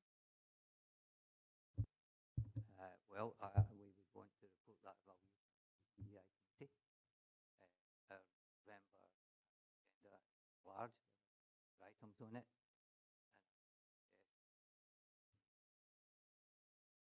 Okay, and can I just add into that we wouldn't just be looking for the benefits, we would also be looking for an evaluation on the whole project. That's what I think is being asked for here. That's what the external auditors have highlighted, and that's what I think as an audit committee we send back to the EEI committee, because that's been different here in the document of the auditor. And I think that would be an evaluation of the project, warts and all. I mean, I'm not suggesting that it's just benefits. I would expect everything. Councillor Driver, are you wishing? Chair, we've had an evaluation of the project. This is the evaluation of the project. This was the auditor's account of the project. I understand what you're saying about potential other areas where this could be. I think we need to look at the learning points and see when are these learning points going to be added to any other future project and the stakeholder engagement that actually takes place with. Now, this actual report has been in front of me. This is the sixth report I've seen of the ramp, basically. Now, the situation is that we need to be in a position next year to have all these massive cuts. We're going to have all these massive things added to officers to do for us. We need to be a bit more smarter here, I think. You look at the 5 learning points, you get an action plan in place, and you bring it back here. That's potentially a way forward to say to other committees, this is what's come out of this. This is what we think you can do better. Here's the action plan. What do you think? It's up to you. Get your own house in order as well. Yeah, that's to those committees. It's about the learning points here. This is the 6th time. So when I see things, changing this project could have been managed more effectively from a stakeholder management point of view in Learning 1. This is the 6th time we have seen a report on this particular thing. Yes, there are learning points to be done. I think the learning needs to be taken on not just this project, but every other project in the future. And we need an action plan coming back here to advise the service committees. Perhaps this is a way forward you should be doing. And that's maybe a way to do it. Okay, Councillor Driver, I hear what you're saying, but it is highlighted on page 296 by the external auditors that they are looking for that completion. It's not been done, so therefore, and again, I think in the action plan it's mentioned in the action plan that needs to be done. What I'm saying is that we need to have that brought forward and it goes back to the committee. That's important. It needs to be done, but I agree we need to look at all the learning points. But this one it's been highlighted by the external auditors on page 296. And I don't want the committee to lose sight of that. That piece of work needs to be done. But Chair, So we need to move on for this. This has been done. It's finished. It's gone. It's there. It's in place. It's moving on. We need to get the rest of the Stranraer waterfront issue dealt with and the Stranraer town project on the way. There's a lot of money. There's a lot of money going in there. Excuse me, Councillor Driver. I'm Chair, not suggesting. Don't speak over the top of me, Councillor Driver. Well, you spoke over the top of me. I'm chairing the committee. I don't want to have to ask you to leave, and I'm not prepared for you to speak over the top of me. What I'm saying here is we have a recommendation. We have an action by the external auditors who were asked by Audit Scotland to do this report. Obviously, we all want to see the waterfront project moving forward. Everybody does. But we still need this piece tied up. So if we look at the learning points and make sure this piece is brought in at the end, it is actually part of the action plan on page 298 anyway. So can we move forward with the stakeholder management learning point? Can we move forward with that? And if you listen to what I was saying it's not just about this. It's not just about this project. It's about every other project going forward in the future as well. So there's learning to be had, not just from this, but from every other projects that we're doing. So it's making sure that the learning points for this, the action plan, whatever it's called from this particular report, can go forward in any other project that's taken forward in the future. Councillor Driver, please, let's just look at the learning points and go through them. We're not going to fall out about this because there's no politics on this committee. It's all about doing what's best for the council, looking at the risks, taking forward the action plan that's been put forward. Okay? Councillor Driver, I heard Chair, that. all I'm saying... Councillor Driver, I heard that remark. Retract it, please. Chair, all I'm saying is that it's not just about this learning for this particular project. I didn't say it was. Retract your comment, please. What comment?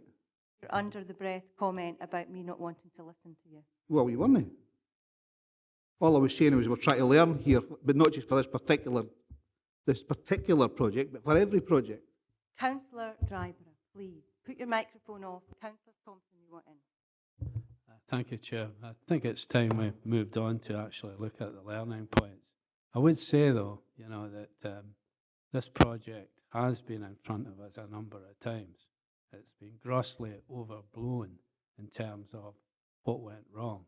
There are significant learning points to be had, and I think we should look at them, not only for this project, but for future ones, and how the reporting mechanism comes back to members. Correct. Can we move on, please, to the learning point? Yes, members? Good. Okay, then. Can we go to page 297 then, which is the learning point? I've got a couple of questions I would like to ask, in particular about the Strategic Project Leadership Board. And it's a question of, Mr. Speedy, please, can you advise me on how this board operates? How it operates, how often does it meet, who reports to it, and which projects and programmes? Right, thank you, Chair.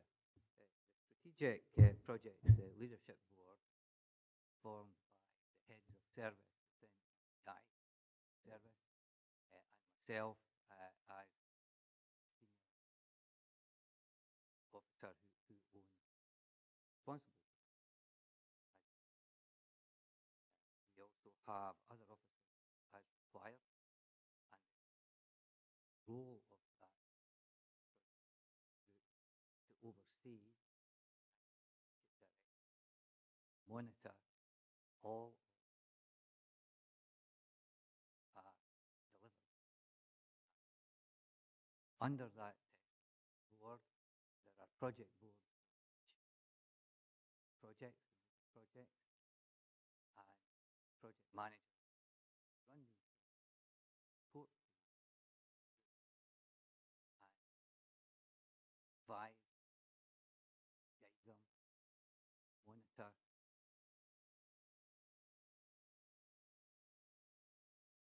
Now, in moving forward, the council has introduced standards, and we've taken these on board, evidence, have, as well as that, we're shaping the council and restructuring currently of strengthening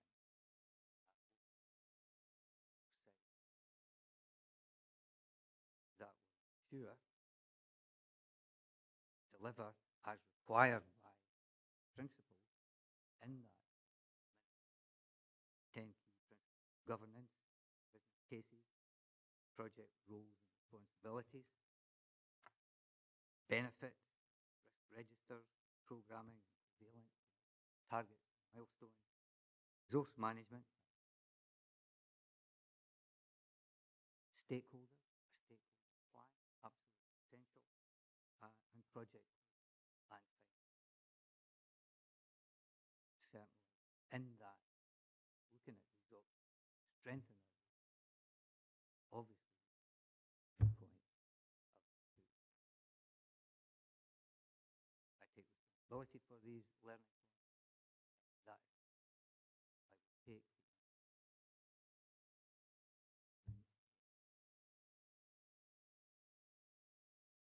Thanks. No further questions, but members? Yeah, Chair, no, it's to your question, and I didn't hear the answer. It's not how often does it meet, how often did it meet over the period of this.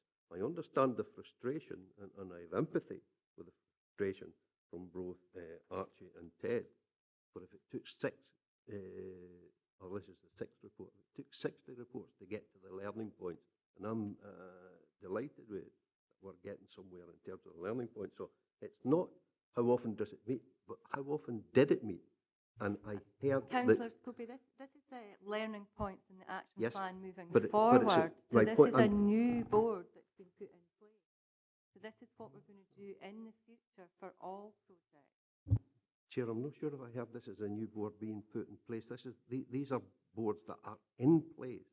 And how often did it meet over this project, indeed any other project, is important. And I can serve an FOI to get the information, but I prefer to hear it. How often did it meet? And I heard in terms of the reporting mechanism or practice, when does it report on the practices to the members in respect of how often it meets? Because I can ask in the FOI for the minutes or notes of those meetings to see if it did meet. And so my question is, how often did it meet? And in projects, how does it set itself in meeting that? And the other question I asked earlier was to the HMI Treasury Green Book.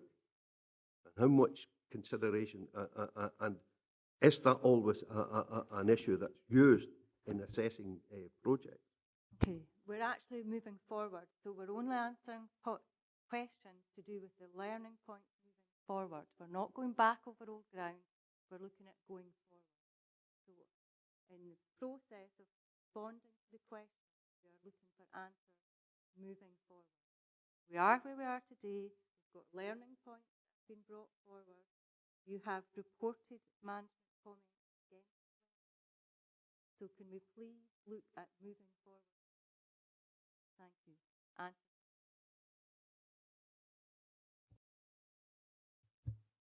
Well, the strategic group meets 4 to 6 weeks. There are notes taken.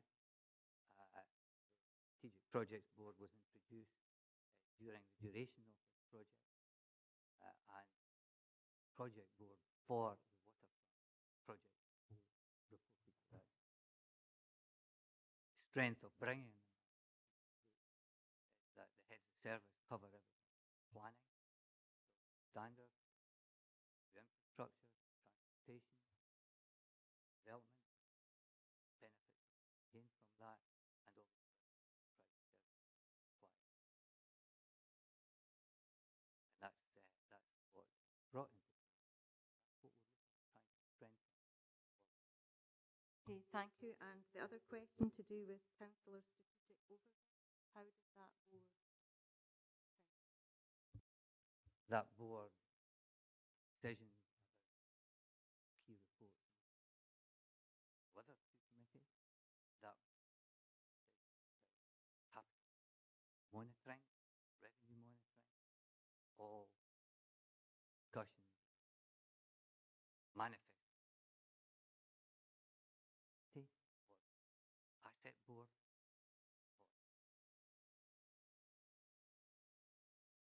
So this committee has an assurance that there's a councillor strategic overview of what's happening at that, because I think that's quite important. Yes, Chair, that's correct. Again, we have the EDI set our business.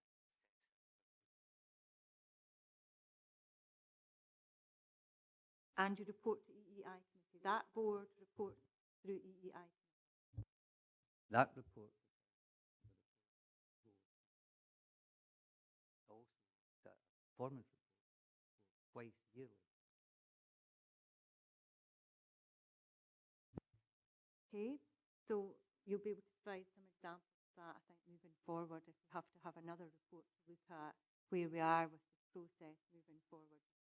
Some examples of that coming back to the EEI committee. Can you also tell me about the risk register then you mentioned about the so can you tell me if this particular strategic board holds a risk register on the projects that are going forward? We have a departmental risk register, year business plan, and the risk register members again see that risk part of the and plan. So my point would be, do all councils over a certain value go to that? And where are those risk registers, if there are any, held? Because obviously, say it was education, but it's a major project. Does that go to that strategic board, or is that strategic board only to do with anything EI? Where does the economic regeneration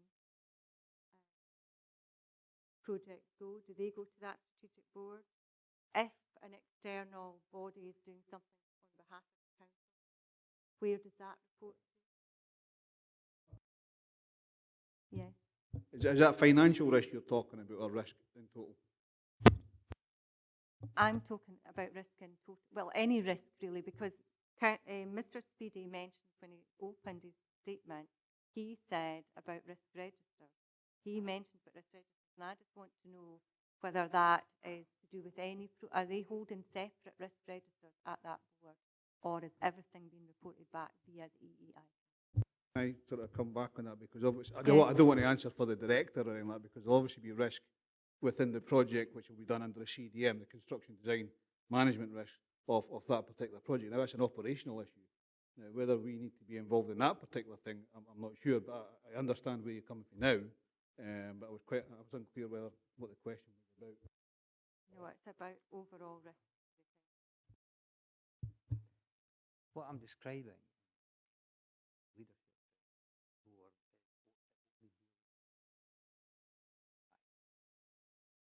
that's capital program, appropriate risk registers, appropriate project management, proportionate size project has an active risk register, department risk at a high level, and department risk feeds in corporate risk. Okay, and the board, project managers report to the board. What other assurances do the board obtain to ensure that we have evidence? Well, each project as it's developed, there's a clear mandate, scope project, and a project nomination document sets out all the details that forward. Once that's approved, then measure that document.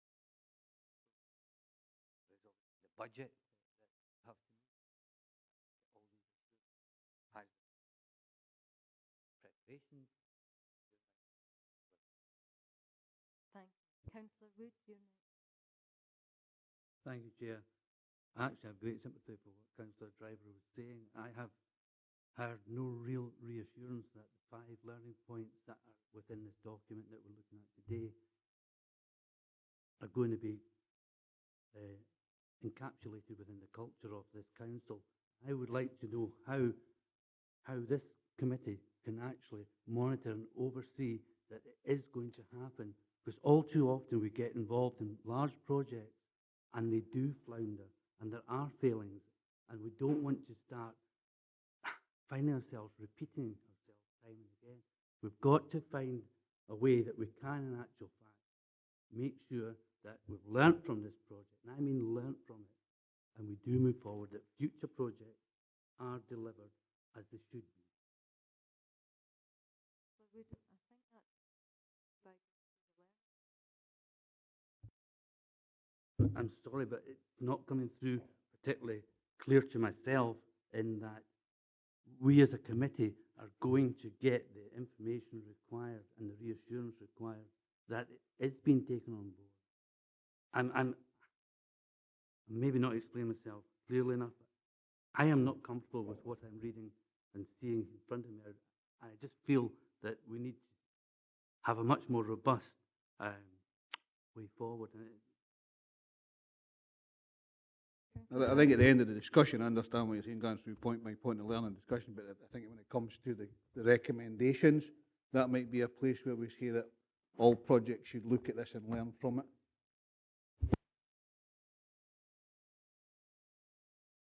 Sorry. I was just trying to reassure Andrew that perhaps a way forward is in the recommendations, that perhaps one of the recommendations may be that all projects look at the output from this particular report and the learning lessons and going forward, and ensure that any actions from that are taken on in any projects that are happening in the future.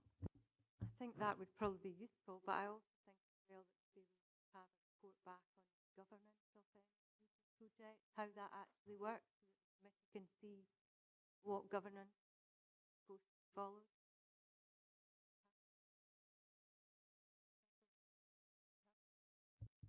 Happy with that. We'd also like to have a reassurance that those that are on the board being discussed actually have the qualifications and have the skill base to determine what's happening. Councillor Wood, that's an operational matter, not a strategic one. So that's up to the chief exec to deal with his operational team. Councillor Scobie, you want? Yeah, Chair, and it's to the learning points as we were discussing, and it's to the one where, you know, in terms of reporting back to members and the feasibility of options, where it falls within a category of 10%, but where it's matched against the scheme of delegation and what has been delegated to officers. And I think we've got to learn, you know, if a committee has taken a decision, for way of an example, that they want to build a new school, and that new school has 20 classrooms in it, but within the scheme of delegation, it reports way down the line that we have come back and officers have considered that no, it was better to go for a school of N classrooms, where there's substantial change to whatever the committee, whatever that committee may be, that was taken. I think we need to look at, you know, what is reported back, when it's reported back, what the options are for the members to consider that, rather than find out. So in that respect, moving forward, it's have we got the assurances that any substantial change would come back to the members with feasibility options and for consideration in the learning point. I'm just going to bring Rona Lewis in on that, but I do understand that. I think what I was going to add there was, I think there's similar points that have come out, a number of projects, a number of committees and a number of reviews recently. And I think it would be helpful for members of this committee just to see all those brought together and to see the governance arrangements, to see how the Strategic Asset Board fits in with that.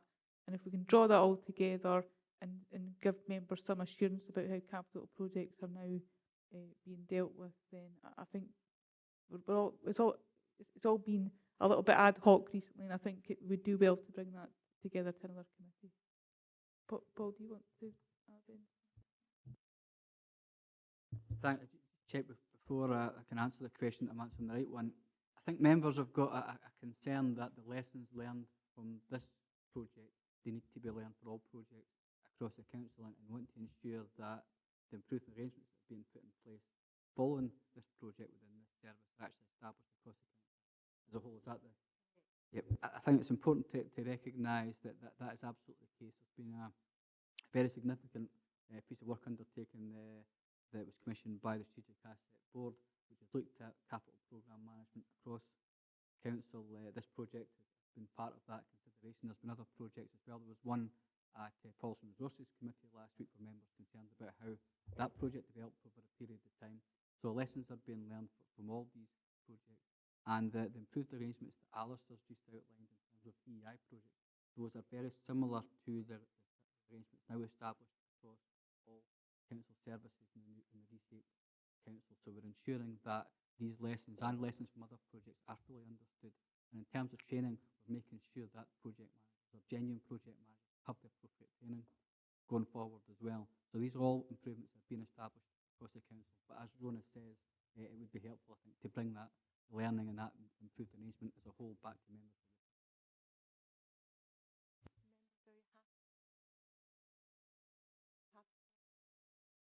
Include that in. Good.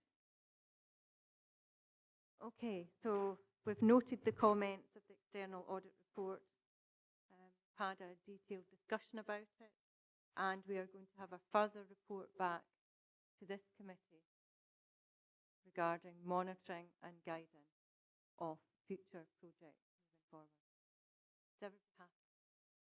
Good, thank you. Okay, thank you very much. Okay, can we move on to item number 7, please, which is the annual complaints monitoring report.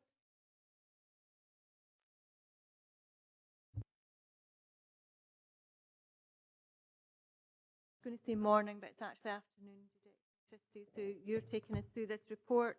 I think the report's pretty self-explanatory, so what I'm looking for is any additions to the report that's in front of us. Thank you. Thank you, Chair. Have you got a card? Yeah.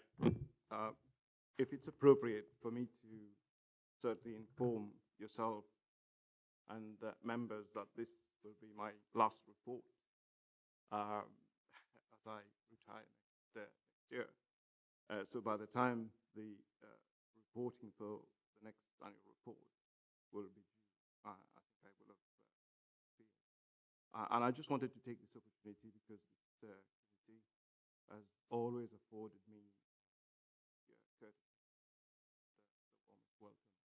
I just want to thank you for that.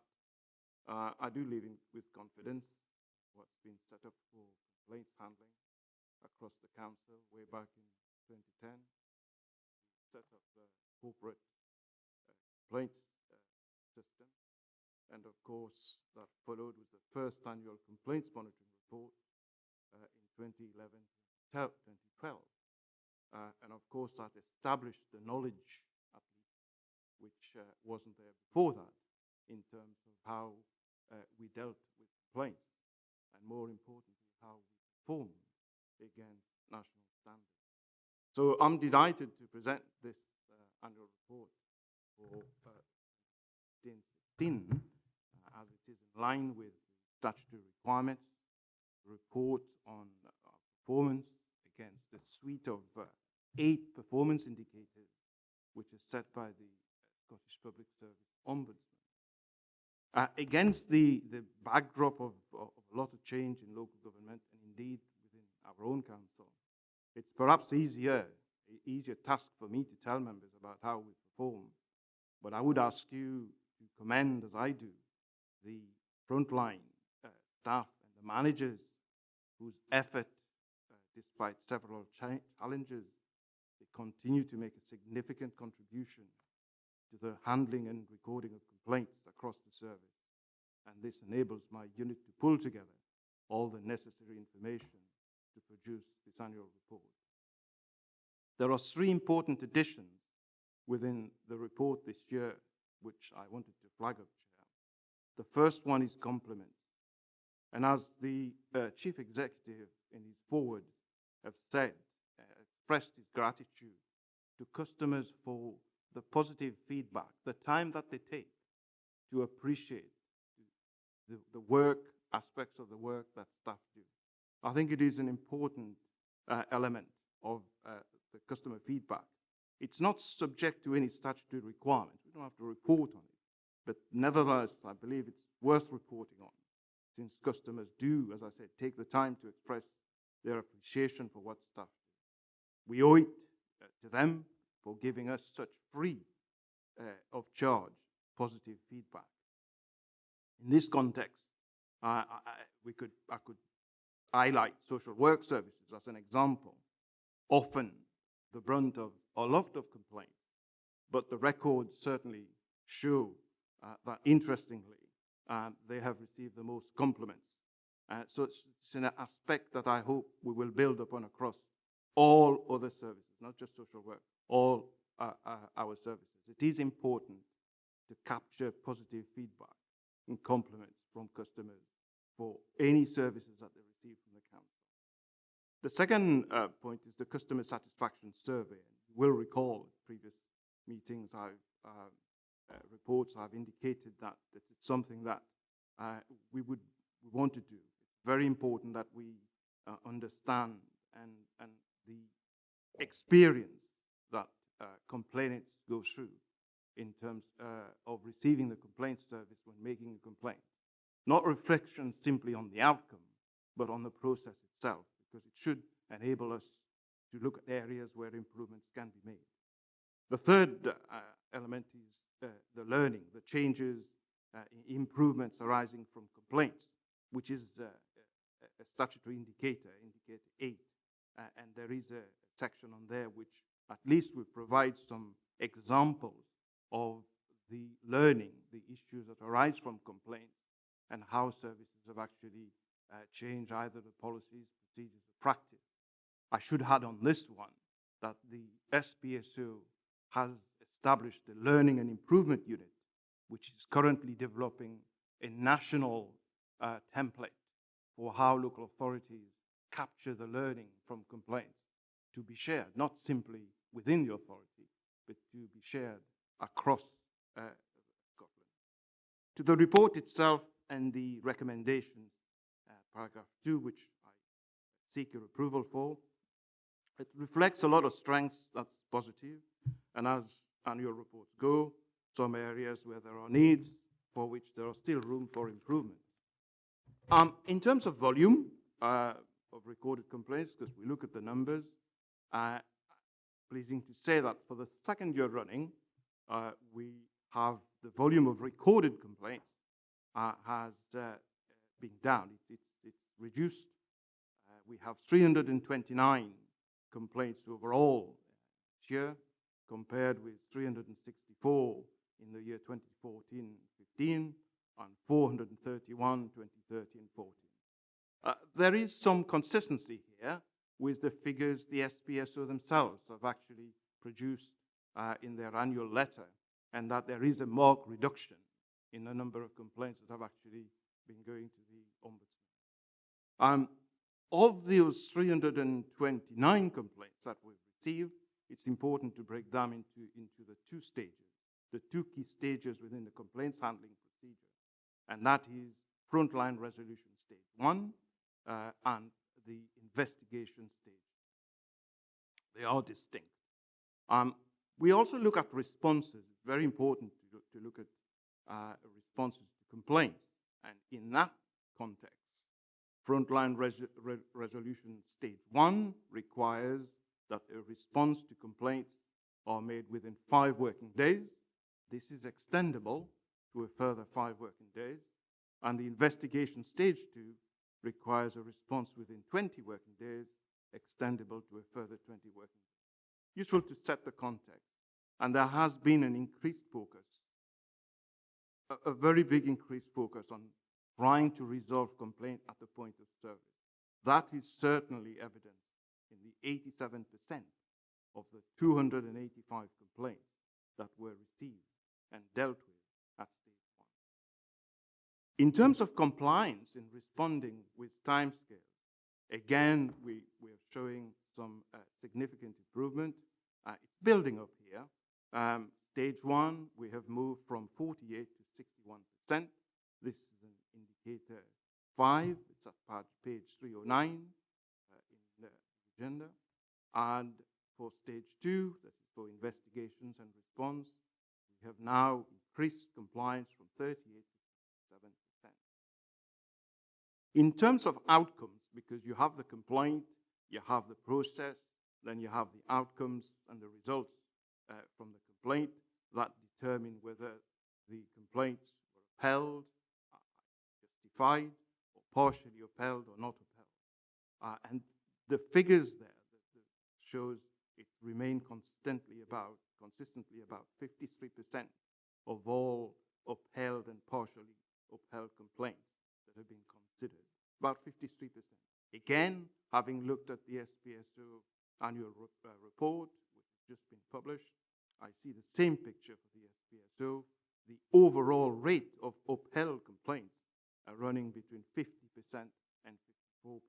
So that's very much in line, again, with what we're doing. In terms of customer satisfaction, which is the new thing, I mean, you will see from there, I don't want to go into the details of that. It is a small return. Again, these things are not compulsory. We would like people to complete them and return them. This is the first time, and I have no doubt that the sample will increase. But statistically, it is small. But I think, again, another thing that we've taken on board is to reduce the number of questions as well. Because I do believe that whilst there's good intention to try and find out every detail of that customer experience in making complaints, starting from being aware, having access to the procedure, etc. I do think that we do need to streamline and make it much more user-friendly. Learning from complaints, much discussion on that. Again, as I referred to my earlier point, the Ombudsman is actually bringing out a template because it's very important that complaints by themselves are not simply seen in terms of statistical, but also in terms of what actually is learned and what changes that they produce in terms of lessons learned.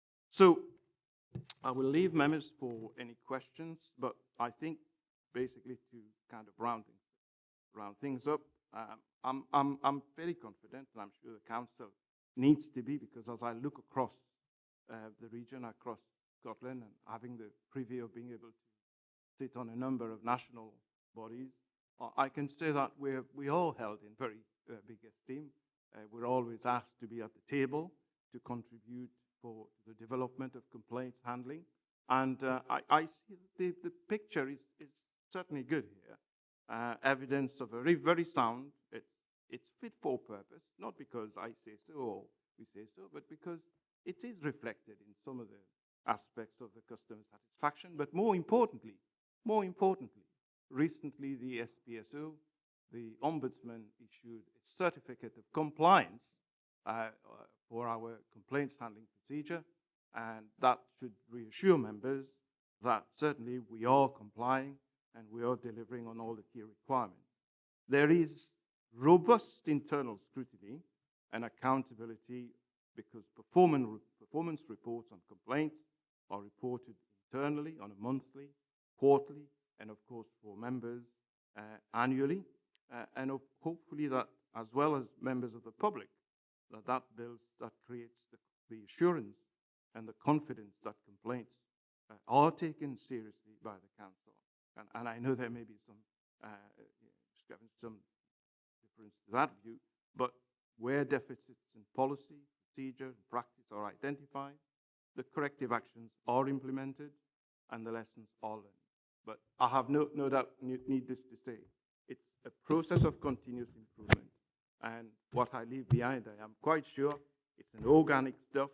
Somebody else will come along and do better. But I want to thank you and answer any questions you have on that. I have Steve Palmer as well here for any questions. Thank you, Chair. Thank you, Judith. That was a very in-depth analysis of what's in front of us. And I think as a committee, we would all like to thank you for your input and for progressing the complaint process to where it is today, because without you, I don't know where that would have been. You've done a great deal of work on this individually. And we, I think, wish you very well. Now, I have a number of members. Councillor Scobie, I think you're first, then Councillor Wood, then Councillor Driver. Thank you, Chair, and like you, I would like to place on record my thanks and the gratitude to Judith. You know, he's always been accessible. He's offered wise counsel on many difficult cases of complaints, and I think that's been born out of the user-friendly department that he has created in the complaints department. I think it's been based on communicating back to the users and those who have had complaints. And I hope the ethos is left with the department and it can grow organically and indeed produce even greater things. I hope the ethos is left there. You know, and I think it is reflected in the compliments, but could I turn to the social work services and indeed the changes that appear to be afoot? And it's really, you know, it may be sort of retrospective, but it's the status, if Judith could care to comment, it's the status of the complaints review panel in terms of when it goes to the social work department. Notwithstanding that there could be changes in it, the Ombudsman would take over this role, but if there are any major changes in that respect, in terms of the status of the complaints review panel, given that it may be taken over by the Ombudsman, when that complaint, does it come back to social work for their consideration, and that it is given the consideration and not just for nodding through? Can you answer that question briefly, please? I can certainly say, I can confirm that the complaints review panel will be abolished as from the 31st of March. And I can confirm that the Ombudsman has already been given power to actually exercise the functions that the complaints review panel had before. All investigations, all considerations by the SPSO will come to the committee for consideration. Thank you. Councillor Wood? Indeed, I'd like to echo the sentiments of Councillor Scobie. Judith, you always have been very approachable and very good at communicating back on anything that I've brought forward to you, so you will be sorely missed. I fail to understand why such young-looking, officers leave the council, but hey ho. Have you got a question, Councillor Wood? Yes, coming around to Careful, I'm blushing. Right. Moving on to the question on page 311.6. Before making your complaint, were you aware that you could ask your local advocacy service for support in raising your concerns? And we got 100% no. What are we doing about making sure that that is, opened up to the public, that they are made aware? That's a very good point, Councillor. And we will be working with the services. I guess it's not simply that when someone comes to social work that they require help or assistance from an advocacy service. An advocacy service should be there for anyone who needs help. So I do believe that we have a job to try and make sure that we can educate and make sure we can encourage all services to refer people, to direct them to the advocacy services. But I've also been in discussion with the advocacy services themselves, because I am aware that there is not a lot of promotion of what they do. And I have asked them, encourage them to try and widen that publicity and inviting them to come to the council. That's one way of making sure they can spread the learning. Thank you. Thanks very much, Ian. On behalf of the administration, I'd like to give Judex very best wishes for the future. And that. There's two words that I wrote down. One was empowerment and frontline staff, which he mentioned during his brief, and obviously the empowerment of actually frontline staff dealing with complaints is a really important thing. So thanks very much, Judex, for that particular thing. I'd like to get to page 317, if I can, and it's on the sort of finally, do you have any other comments? And it's the third bullet point down from the second box up. With regard to your survey, provide an option not applicable as many questions above do not apply to my case. I have therefore picked the middle option on those occasions. I think it's important to understand that some people will have, when they're asked that question, no answer to it. So is that being taken into consideration? Absolutely, absolutely. Members, no further questions? Okay, can we move to the recommendations? Can we approve the report and approve the publication of the report and note the approved report? Thank you very much. Chair, can we add in Judith? can we add in the recommendations the things that Judith said about frontline staff? The commendation that the frontline staff are actually doing that along with Judith's department. Yes, have you got that? Okay, Judith, thank you so much.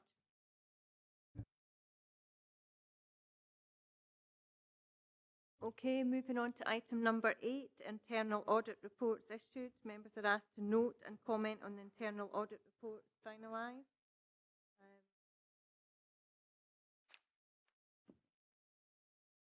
And I think today we've got Richard with us. Richard Fox, you're responding to this report. So have you got anything that you wish to add to any of the reports that are in front of us? Okay. We'll take them in the order that they're in front of us today. Members, have you got any questions on the DG Council's participation in the 2015-16 National Fraud Initiative? No questions? Have you got any questions on the travel expenses policy compliance? Councillor Driver. Just one specific thing, something to look at. I mean, I'm sure all members would have got the email that we now have to go and raise our mileage, through the iTrent system. It has to be done on the 1st of every month. Understanding this, I did it, put it in the 1st of the month, and I put my receipts in on the 1st of the month, to find out that it was too late to go on for the 15th for pay. So I think there's an issue there that we need to look at and say, can it be before the 1st of the month that you've actually got to put these in? And it's been suggested that the 26th or 27th of the previous month is the best date for that. We need to make sure that that's communicated to members and members of staff as well. Okay, thank you. Can you make sure that's going to be that would certainly be communicated. We have the payroll manager as well. okay. Do you want to speak to this? Yeah. Oh. Actually, I'm presuming you're just wanting Just to ensure that that's information should communicated disseminate. with staff and members that the first of the month really isn't the first of the month. It should be the 27th or 28th that their iTrent input should be in by, along with their receipts, because I've done all that. Not going to go in because it was too late apparently. So can we have clarification, I think? Actually looking for clarification on the new travel expense procedure, because he has attempted to use the process that he was advised, and obviously is not accurate information. He was told to put in by the first month, which means that his travel expenses would be paid in his salary on the 15th, and that's not happening. So he's now been advised that it should be the 26th of the month, previous month, if you want payment on it. And if you have that, if that is the case, we have then to all of us.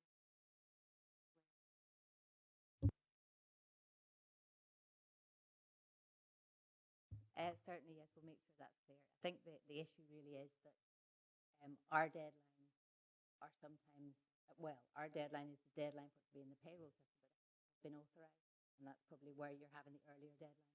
The information that goes out does give the deadline for it to be in payroll, but also does have a sort of disclaimer on the bottom to say that services, and obviously yourself in the authorisation process, you may have things earlier. So we'll just clarify that and make sure that it's clear that the authorisation process has to happen before it can actually be paid. Thank you. Councillor McKee? It's just reading through these papers. Claims submitted on a monthly basis. Each month to be assessed claims. 19% of claims. Well, I would hope that these claims are sent not to whoever sent them.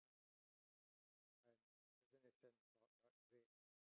The other thing is 413, talking about problems associated with claim submission were identified in April 2015.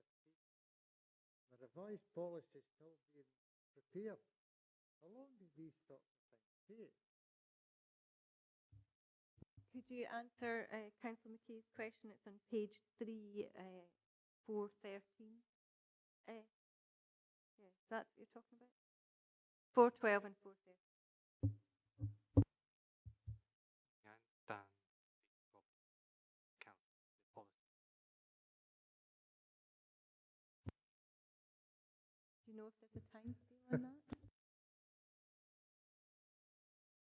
Well, I think on the next page, I think that it's been brought to their attention and we're going to get the issues identified. The target date completion, December 2016.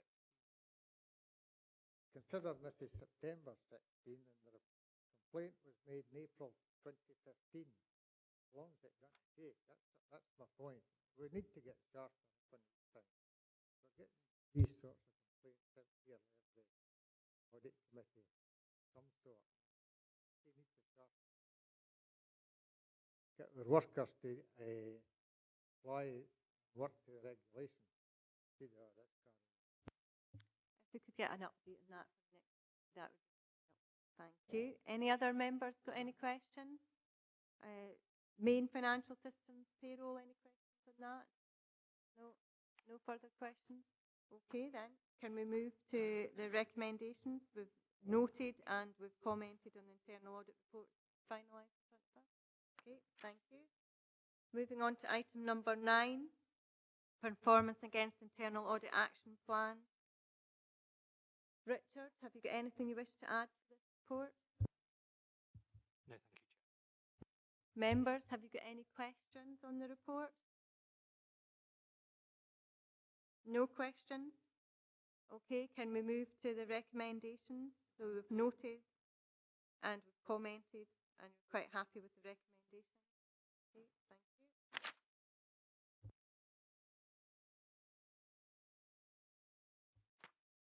you. I was going to say item number 10, but we've done that already. So I have no further business. Thank you all very much. You got off lightly there, Richard. Okay, thank you.